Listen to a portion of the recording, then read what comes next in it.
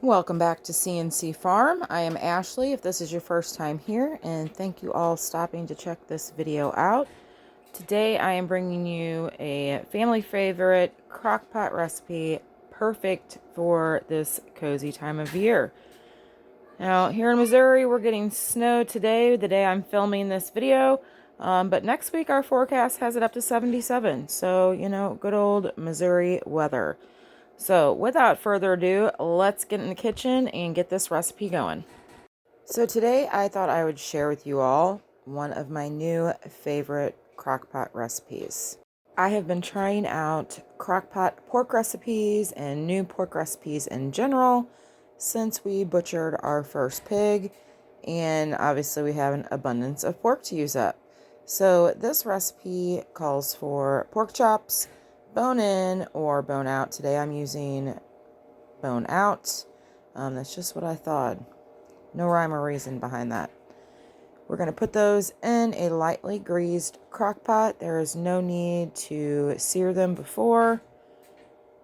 Just kind of layer them up. I am using probably about a ½ pound short of what the recipe calls for. I will link this recipe in my description below. And then you are going to just sprinkle, I believe it's about 3 tablespoons of dry ranch dressing mix over the top of the pork chops.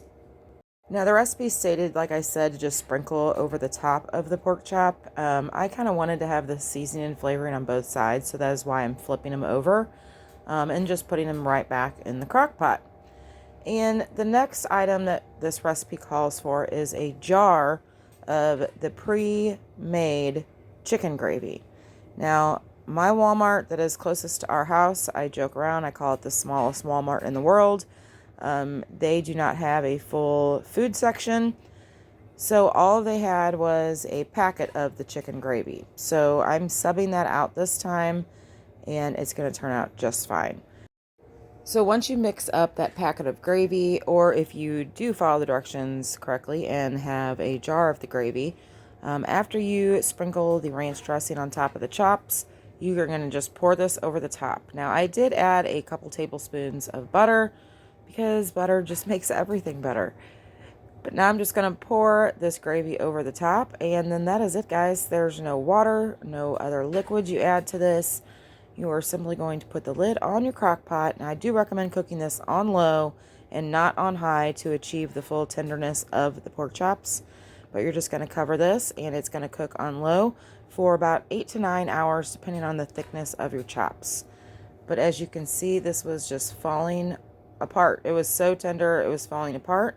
And I made some white rice to serve with this and some green beans. And this is one of our family's favorites now. Everyone in the house ate it, which is rare. But this was so good. It would even be good over some mashed potatoes.